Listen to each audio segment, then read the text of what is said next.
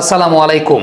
আমার পেছনে জিসান আলমের ছবিটা দেখে এটা মনে করার কোনো কারণ নাই আমি বলছি যে জিসান আলমকে কালকে আপনি টি-20তে ন্যাশনাল টিমে নিয়ে নেন ব্যাকআপ ওপেনার হিসেবে। বিষয়টা সেরকম না। সত্যি কথা বলতে নাইম শেখ আসলে আমাদেরকে হতাশই করেছেন। তিনি হতাশ করেছেন এনসিএল টি-20 টপ স্কোরার, বিপিএলের টপ স্কোরার, তারপরও আলটিমেটলি ইন্টারন্যাশনাল টি-20তে যখন একটু better bowling condition, quality bowling হচ্ছে, সেই জায়গাটাতে মোহাম্মদ নাইম শেখের যে বিষয়টা আমরা লক্ষ্য করেছি সেটা হচ্ছে বলের মুভমেন্টও ঠিকঠাক মতো বুঝতে পারছেন না, বলের ডিরেকশন ঠিকঠাক মতো বুঝতে পারছেন না, শট খেলার সময় অনেক বেশি মাত্রায় কনফিউজড। তার মানে আমাদের জন্য একটা আই ওপেনার কিন্তু হয়ে গেছে, সেটা হচ্ছে যে আমাদের যে দুজন প্রমিনেন্ট ওপেনার আছেন তানজিদ তামিম এবং পারভেজ ইমন, তাদের ব্যাকআপ হিসাবে আমাদের নতুন করে কিন্তু ভাবতে হবে। সামনে এশিয়া কাপ আছে, ইন দ্য মিন টাইম আমাদেরকে কিন্তু এই বিষয়টা নিয়ে ভাবতে হবে যে আসলে ব্যাকআপ ওপেনার হিসাবে আমরা কাকে রেডি করছি। মূলত এই জায়গাটা যে বিষয়টা খুব গুরুত্বপূর্ণ সেটা হচ্ছে ন্যাশনাল টিমের ডিমান্ডটা কি, ন্যাশনাল টিমে কোন নেচারের ওই পজিশনে প্লেয়াররা খেলছেন, সেই পজিশন অনুযায়ী এ টিম কিংবা এমার্জিং টিমগুলোতে কিংবা আন্ডার-19 টিমগুলোতে একটা ইনস্ট্রাকশন দেওয়া আছে, ভাই আমার কিন্তু এই ফরম্যাটের জন্য এই টাইপের ওপেনার লাগবে, যাতে তাদেরকে কাভার আপ করতে পারে। প্রত্যেকটা দেশে কিন্তু ব্যাপারটা সেরকমই ঘটে। দুঃখজনক ব্যাপার আমাদের এই টিমের টি-20 স্কেজুল থাকে না, দুঃখজনক ব্যাপার আমাদের এমার্জিং টিমের টি-20 স্কেজুল থাকে না। এখন পর্যন্ত আমরা যেটাই দেখেছি সেটা 50 ওভার্স এবং লঙ্গার ভার্সন রিলেটেড, টি-20 নিয়ে আলাদা করে কিন্তু আসলে জিনিসটা হয়নি। সো আপনি প্লেয়ার কোথায় রেডি রাখবেন সেটা একটা প্রশ্নের জায়গা। তানজিদ হাসান তামিম এবং পারভেজ হোসেন ইমন দুজন এমন ব্যাটসম্যান যেখানে আসলে প্রতিদিন ভালো খেলবেন না, প্রতিদিন দুজনই ভালো খেলবেন না, বাট দুজনের মধ্যে কেউ একজন যদি কোনোদিন ক্লিক করে যান বা প্রতিদিন যদি একজন ক্লিক করে যান, সেটাই বাংলাদেশের জয়ের সম্ভাবনাকে বাড়িয়ে দেবে। তানজিদ হাসান তামিম আজকের ম্যাচে যেভাবে তিনি আউট হয়েছেন, শর্টস খেলতে গিয়ে আউট হয়েছেন, নাথিং রং ইন দ্যাট। আমার কথা হচ্ছে যে আপনি যদি তার কাছ থেকে শর্ট খেলাটা উইথড্র করতে বলেন, উল্টো সেটা ব্যাকফায়ার করবে। এখন ফ্যাক্টের জায়গাটা হচ্ছে হয়নি, আজকের দিনে তিনি ব্যাটে বলে কানেক্ট করতে পারেন নাই। তার ক্ষেত্রে আসলে আমার কাছে ব্যক্তিগতভাবে মনে হয় যে শর্টস খেলা উইথড্র করা যাবে না, এখন আজকের দিনটা হয় নাই। বাট ওই পাশে ইমন যদি থাকতো, ইমন সেটাকে কাভার আপ করতে পারতেন। প্রবলেমের জায়গাটা হচ্ছে, ধরেন আজকে তো ইমনকে ইচ্ছা করে ড্রপ করা হয়েছে নাইম শেখকে টেস্ট করার জন্য, ব্যাকআপ ওপেনার টেস্ট করার জন্য, কিন্তু ইমন যদি আল্লাহ না করুক কোনোদিন ইনজুর্ড হন, তখন তাকে রিপ্লেস করবে বা তানজিদ তামিমকে রিপ্লেস করবেন যে ওপেনারটা, তাকেও তো তার নেচারের হতে হবে, তাকেও তার নেচারের শট খেলার জন্য ওই লেভেলের স্কিলটা থাকতে হবে। এখন প্রবলেমের জায়গাটা হচ্ছে নাইম শেখের মধ্যে আমরা সেই বিষয়টা দেখতে পাইনি, আমরা সবাই হতাশ এই জায়গাটা নিয়ে। আমিও ব্যক্তিগতভাবে হতাশ, কারণ বিপিএলের মঞ্চে তার কাছ থেকে ভালো পারফরমেন্স দেখেছি, এনসিএল টি-20তে তিনি ভালো পারফরমেন্স করেছেন। এখন এই ব্যাটসম্যান যখন একটু টপ কোয়ালিটির বোলিংয়ের এগেনস্টে আলটিমেটলি বলের মুভমেন্ট বুঝতে পারছেন না, যে বিষয়টা উল্লেখযোগ্য সেটা হচ্ছে বলের ডিরেকশন বুঝতে পারছেন এবং শর্ট খেলার ক্ষেত্রে অনেকাংশে কনফিউশনে ভুগছেন। হ্যাঁ, আপনি অবশ্যই তার প্রতি ইনভেস্টটা তখনই করবেন যখন তার ব্যাটিং নেচারটা দেখবেন যে না, he is very much comfortable. হ্যাঁ, রান কম করতেই পারেন, ধরেন তানজিদ তামিম আজকে ডাক মেরেছেন, এখন তিনি ডাক মারলেও তার ব্যাটিং নেচারটা কমফোর্টেবল। এখন ওই যে কমফোর্ট জোনটা দেখলে পরে আমরা বুঝতে পারি যে ঠিক আছে কোন ব্যাটসম্যানটা কোন শেপে আছেন। সো সেই জায়গাটা খুব ইম্পর্টেন্ট যে নাইম শেখকে দুটা ম্যাচেই কোনো প্রকার কমফোর্টেবল মনে হয়নি এবং দুটা ম্যাচে একজন ওপেনার হিসেবে তিনি খেলেছেন, কোয়ান্টিটি নাম্বার অফ বলসই খেলেছেন, যেখানে একটা বাউন্ডারিও মারতে পারেন নাই। দুই ম্যাচে তিনি একটা বাউন্ডারিও মারতে পারেন নাই। সো ইটস ডিসঅ্যাপয়েন্টিং, এটা আসলেই ডিসঅ্যাপয়েন্টিং।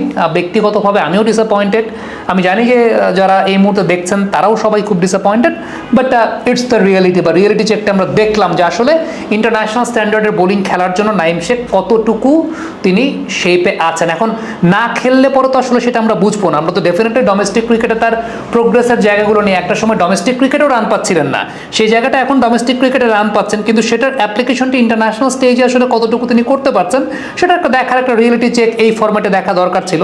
সেই জায়গাটা আসলে আমরা সেটা দেখতে পাই না। এখন ব্যাকআপ ওপেনার হিসাবেও যেটা বলছিলাম যে আমাকে বার্তা দিতে হবে এই টিমকে, আমাকে বার্তা দিতে হবে এমার্জিং টিমকে, বার্তা দিতে হবে আন্ডার-19 টিমকে যে ভাই আমার এই টাইপের ওপেনার দরকার। এখন সেই বার্তাটা আপনি দিলেন সেটা রেডি করার জন্য এখানে দুইটা বিষয় ইম্পর্টেন্ট, সেটা হচ্ছে স্কিল ট্রেনিং দরকার।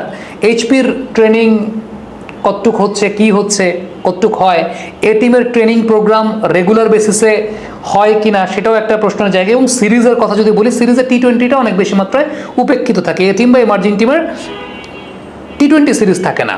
এখন আমি কয়েকজন ব্যাটসম্যানের নাম বলতে পারি, ধরেন জাকির হাসান। জাকির হাসানকে ইনিশিয়ালি পজিটিভ ইন্টেন্টে ব্যাটিং করতে দেখা গেছে, তার মধ্যে ওই ক্যাপাবিলিটির জায়গাটা আছে, ইমন বা তানজিদ হাসান তামিমের ব্যাকআপ হিসেবে তিনি কাজ করতে পারেন, সেই জায়গাটা আছে। সৌম্য সরকার আছেন, সৌম্য সরকার পরীক্ষিত প্লেয়ার, কনসিস্টেন্সির একটা অভাব আছে, বাট তারপর সৌম্যর ক্যাপাবিলিটির জায়গাটা আছে, সৌম্য ওই এক্সপিরিয়েন্সের জায়গাটা আছে, কিংবা তিনি সেই জায়গাটা প্রমাণ করেছেন।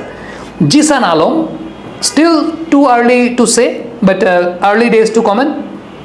অনেক ল্যাকিংসের জায়গা আছে, বাট আমার কাছে মনে হয় যে আপনি যখন টি-20 টিমটাকে একটা নতুন শেপে চিন্তা করছেন, ওপেনাররা যে নেচারে ক্রিকেট খেলছেন, তানজিদ তামিম কিংবা পারভেজ ইমন নিজেও কিন্তু এখনও টেকনিক্যালি খুব একটা সলিড না। টেকনিক্যালি ইমনও আসলে ওইভাবে রেডি না, কিন্তু সত্যি কথা বলতে টি-20 ক্রিকেট ইমন জোরে মেরে দেয়, হ্যান্ড আই কোঅর্ডিনেশনটা বেটার, ওই হ্যান্ড আই কোঅর্ডিনেশন দিয়ে ইমন টি-20 ক্রিকেটটা খেলছে এবং ওই টিমের সঙ্গে থাকতে থাকতে সেটা রেডি হয়েছে। আমার কাছে ব্যক্তিগতভাবে মনে হয় যে আপনার মেইন টিমের ওপেনাররা যে নেচারের ক্রিকেট খেলে, আপনার ব্যাকআপ যে ওপেনারটা একজন ওপেনারকে ইনজুরির কারণে রিপ্লেস করবে, উনি যদি সেই নেচারের না হন, তখন টিমের ভারসাম্যটা আসলে নষ্ট হয়ে যায়।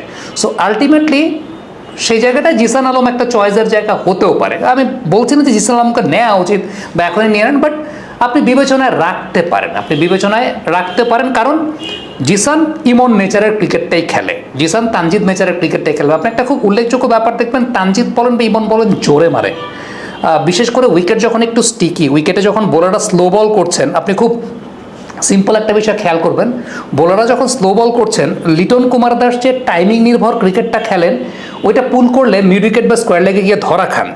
ইমন তানজিদের সুবিধা হতো যেটা মারেন সেটা জোরে মারেন, তারা টাইমিং বেস ক্রিকেট খেলেন না, তারা জোরে মারেন। সো জিসানের সেই নেচারটা আছে, জিসান জোরে মারে। আমি বলছি এই কারণে, সেটা হচ্ছে যে নেচারের ক্রিকেটটা ইমন এবং তানজিদ খেলে, সেটার ব্যাকআপটা হতে পারে জিসান আলম। সেটা জিসান না হলেও সৌম্য সরকার সেই জায়গাটা আছেন, তিনিও একটা জায়গা হতে পারেন।